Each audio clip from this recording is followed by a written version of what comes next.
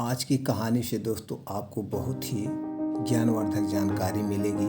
आज की कहानी जो है ब्राह्मण और अर्जुन पर है दोस्तों। एक बार अर्जुन भगवान कृष्ण से मिलने द्वारका गए। श्री कृष्ण द्वारका के राजा थे।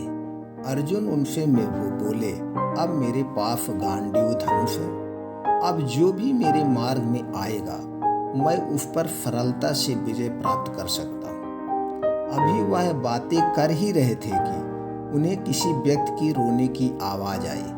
अर्जुन ने देखा कि एक ब्राह्मण महल के द्वार पर खड़ा हुआ है और वह रो रहा है। वह श्री कृष्ण के साथ ब्राह्मण के पास गए और बोले, प्रिय ब्राह्मण, तुम इस प्रकार क्यों रो रहे हो? मैं यहाँ अपने नवे पुत्र की मृत्यु की शोक करने आया हूँ। उस राजा के होने का क्या फायदा जो एक बालक को मरने से नहीं बचा सकता। मैं चाहता हूँ कि वह मेरे पुत्र को बचाए, परंतु वह ऐसा नहीं कर सकता। ब्राह्मण ने जवाब दिया। अर्जुन ने सोचा, श्री कृष्ण एक शक्तिशाली योद्धा तथा एक महान राजा है, फिर भी वह इस ब्राह्मण के पुत्र को बचा नहीं सके। मैं यह देखकर हैरान हूँ कि वह केवल मुस्कुरा रहे हैं और ब्राह्मण के पुत्र के लिए कर कुछ भी नहीं रहे हैं। ब्राह्मण और तभी अर्जुन जोर से बोले, मैं तुम्हारे पुत्र को तुम्हारे लिए बचाऊंगा।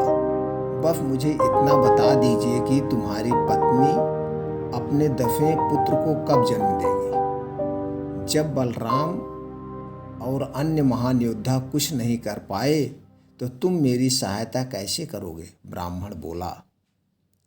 तब अर्जुन घमंड पूर्वक बोला, मैं शक्तिशाली हूँ, मेरे पास गांडीव धनुष है और मुझसे कोई नहीं जीत सकता। मैं जैसा कहता हूँ केवल वैसा ही करो। यदि मैं तुम्हारे दसवें पुत्र की रक्षा न कर पाया तो मैं जीवित ही चिता में जल जाऊंगा। ब्राह्मण आश्वस्त होकर वहां से चला गया। कुछ सप्ताह बाद वह आया और अर्जुन को बताया गया कि उसका 10वां पुत्र जन्म लेने वाला है। अर्जुन ब्राह्मण के साथ उसकी झोपड़ी में गए। ब्राह्मण की पत्नी भी झोपड़ी में ही थी। अर्जुन ने अपने शक्तिशाली धनुष से अनेक तीर चलाकर झोपड़ी को ढक दिया और स्वयं दरवाजे पर रक्षक बनकर खड़े हो गए और बोले, अब स्वयं यमराज भी यहाँ प्रवेश नहीं कर पा सकते हैं। तभी उन्होंने झोपड़ी में से एक बच्चे के रोने की आवाज सुनी। ब्राह्मण झोपड़ी में गया और गुस्से में बाहर आया। तुम झूठे हो, वह अर्जुन से बोला। पिछली 9 बार कम से कम मैंने अपने मृत पुत्रों को देखा तो था, परंतु इस बार तो वह भी नहीं दिखा। मेरी पत्नी ने मुझे बताया कि जैसे ही उसने जन्म दिया वह हवा में गायब हो गया। अब अर्जुन बहुत घबरा गए। उसके पुत्र को वापस लाने का वादा करके वह बच्चे की खोज में निकल पड़े। वह अनेक स्थानों पर गए परंतु उसे खोज नहीं पाए। थक हार कर वह वापस आए और एक चिता बनाने लगे। जैसे ही वह उसमें छलांग लगाने लगे तभी भगवान श्री कृष्ण वहां पहुंच गए। अर्जुन, रुको, मेरे साथ आओ, मैं तुम्हें ब्राह्मण के पुत्र के पास ले जाऊंगा। कृष्ण बोले। अर्जुन उनके पीछे चलते हुए सोचने लगे, भगवान श्री कृष्ण बालक के विषय में जानते थे परंतु फिर भी उन्होंने कुछ भी नहीं बताया। श्री कृष्ण और अर्जुन रथ पर चढ़े और श्री कृष्ण रथ को लेकर चल दिए। शीघ्र ही वे एक अंधेरे स्थान पर पहुंचे जहां कुछ भी दिखाई नहीं दे रहा था। कृष्ण ने अपने चक्र को रथ के आगे उजाला करते हुए चलने को कहा। अर्जुन भी भगवान श्री कृष्ण के साथ ही थे। तभी उन्होंने देखा कि वह क्षीर सागर में है।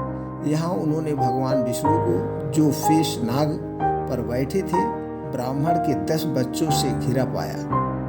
अर्जुन ने उन्हें प्रणाम किया। भगवान श्री कृष्ण जो स्वयं भगवान विष्णु के अवतार हैं, ने भी उन्हें प्रणाम किया। अर्जुन ने श्री कृष्ण की ओर देखा।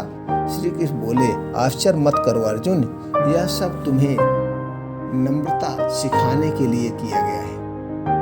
तुमने सोचा कि तुम ब्राह्मण के पुत्र को बचाकर उसकी सहायता कर सकते हो, जबकि मैं स्वयं ऐसा नहीं कर सकता। यह सब तुम्हें सबक सिखाने के लिए किया गया कि तुम अपनी शक्तियों का अधिक बढ़ा चढ़ाकर बखान मत करो। भगवान विष्णु बोले, तुम्हें यहाँ लाने के लिए ही इन बच्चों को यहाँ लाया गया है। अब तुम्हें सबक मिल गया है, जाओ वापस जाओ और धर्म का प्रसार कर असुरों का नाश करो। यही तुम्हारे जीवन का उद्देश्य होना चाहिए। अर्जुन ने भगवान श्री कृष्ण को धन्यवाद किया तथा ब्राह्मण के पुत्रों को लेकर वापस चल दिए। ब्राह्मण के सभी 10 पुत्रों को ब्राह्मण के हवाले कर वह अपने जीवन के उद्देश्य की पूर्ति के लिए चल पड़े। दोस्तों, इस कहानी से आपको क्या जानकारी मिली कि मतलब कभी भी हमें घमंड नहीं करना चाहिए। दोस्तों, ये कहानी आपको अच्छी लगी हो, जानकारी आपको अच्छी लगी हो तो कमेंट बॉक्स में हमें ज़रूर बताएं या किस टाइप की और आप कहानी या जानकारी जानना चाहते हैं। हम ऐसी कहानी व जानकारी अपने चैनल पर लाते रहेंगे। फिर मिलते हैं अगले वीडियो में।